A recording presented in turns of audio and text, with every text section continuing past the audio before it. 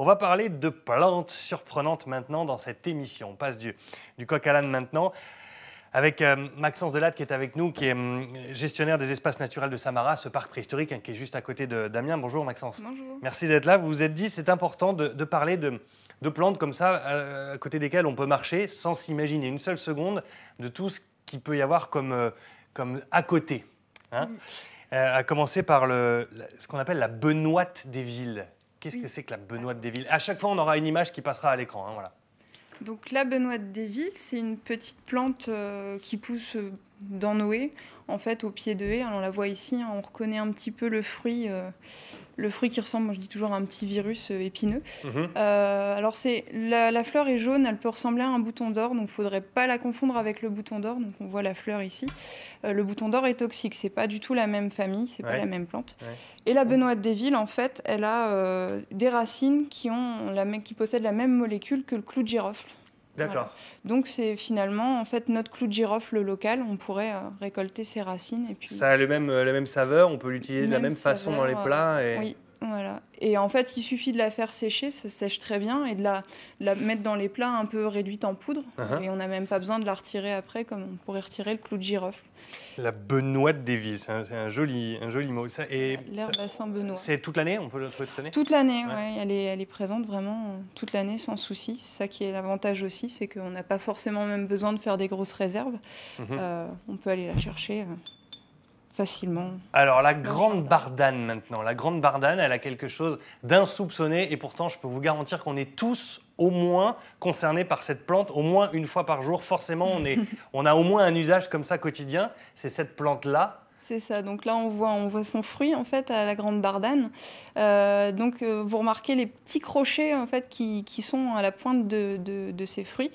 Ils ont inspiré l'inventeur du scratch, du velcro, tout simplement. Donc la petite histoire voudrait qu'il aurait découvert un petit peu ses propriétés en enlevant tout le temps les fruits accrochés au pelage de son chien. Voilà, il en a eu marre et puis il s'est dit ah tiens. Il y a peut-être un truc à faire. Voilà. Et ça, pareil, on en trouve partout. Par contre, c'est difficile d'en avoir l'usage à la maison. Hein, ah oui, bien sûr. De faire soi-même son propre scratch, ça paraît compliqué. Alors, il y a un petit truc qui est rigolo à faire. On peut le mettre dans les cheveux et accrocher une plume dessus pour les enfants, pour faire les Indiens. Bon, après, c'est compliqué à retirer. Il faut couper les cheveux. Non, ça se fait quand même. La cardère, c'est une autre plante aussi. Comme ça, on parle de ces plantes qui ont des vertus originales. Qu'est-ce qu'elle a, la cardère? Alors, la cardère, elle a plusieurs choses, mais c'est une des plantes qui a travaillé à l'usine pour la petite histoire rigolote. Donc celle qu'on voit ici, c'est une cardère, la cardère sauvage, qui va avoir en fait des inflorescences qui sont très... qui sont pas très dures, qui sont pas drues. Mais il y a une autre espèce qui a été cultivée très longtemps en France, au moins à partir du XVe siècle, peut-être même avant, qui a en fait, ici on la voit, donc des inflorescences avec des petits crochets qui permettaient de retirer des petits morceaux de fibres des draps de laine pour leur permettre d'avoir un meilleur moelleux et d'être plus chaud. D'accord. Voilà. Donc elle a été... L'ortie, vous nous en avez ramené. On connaît l'ortie pour la soupe, c'est absolument délicieux. Mais là, il y a un autre usage qui est pas mal. Oui, alors l'ortie, on ne va jamais consommer la tige parce que la tige, en fait, est extrêmement fibreuse. C'est à tel point que depuis le néolithique, on sait qu'elle est utilisée.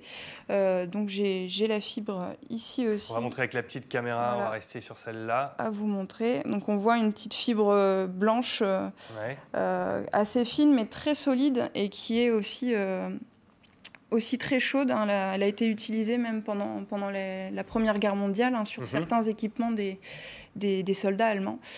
Donc c'est vraiment comme un isolant, intéressant, comme un textile, voilà. Et on va terminer avec la dernière. La dernière, c'est la plus originale, c'est la saponaire. Et avec la saponaire, ça commence presque pareil. On peut presque faire du savon. On peut presque faire, ça fait office de savon sauvage en fait. Elle contient c'est une plante qui contient une substance qu'on appelle les saponines. Et on va voir la démonstration. Voilà, tout simplement fait...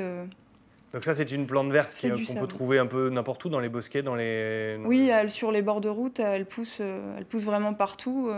On la reconnaît avec cette petite fleur blanche. Et voilà. Quand il n'y a pas la fleur... qu'on la reconnaît.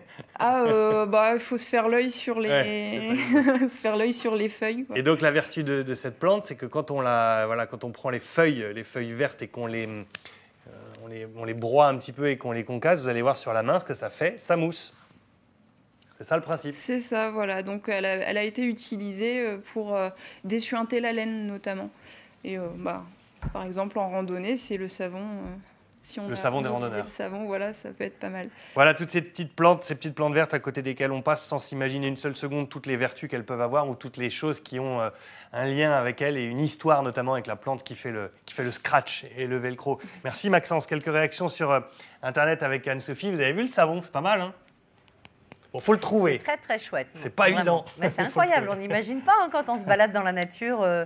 Bon, alors on sait, on parle souvent des plantes au niveau médicinal, mais là, enfin, voilà, le scratch, le savon, tout ça, je ne savais pas. Donc, j'ai hâte d'apprendre et d'en découvrir encore plus. Je voulais juste, Thibaut, vous dire que je tenais à présenter toutes mes excuses à nos téléspectateurs qui nous envoient des photos sur notre boîte mail 9h50hdf@francetv.fr. J'ai un gros souci de tablette ce matin et elle refuse de télécharger les photos, hein, elle cale à la moitié. Donc voilà, en revanche, les commentaires qui vont avec ça, je peux le faire parce que je sais encore lire. Et puisqu'on parlait du temps tout à l'heure, François nous a envoyé une photo avec un joli ciel bleu à Godvarsveld et il dit le vent est en train de se calmer. Donc ça, c'est une bonne nouvelle. Voilà, il est en train de baisser, de perdre de son intensité. Donc c'est bien.